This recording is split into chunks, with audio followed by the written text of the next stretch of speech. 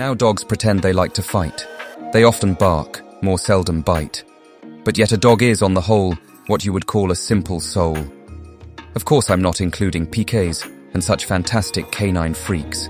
The usual dog about the town is much inclined to play the clown and far from showing too much pride is frequently undignified. He's very easily taken in.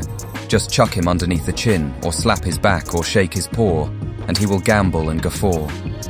He's such an easygoing lout, he'll answer any hail or shout. Again, I must remind you that a dog's a dog, a cat's a cat.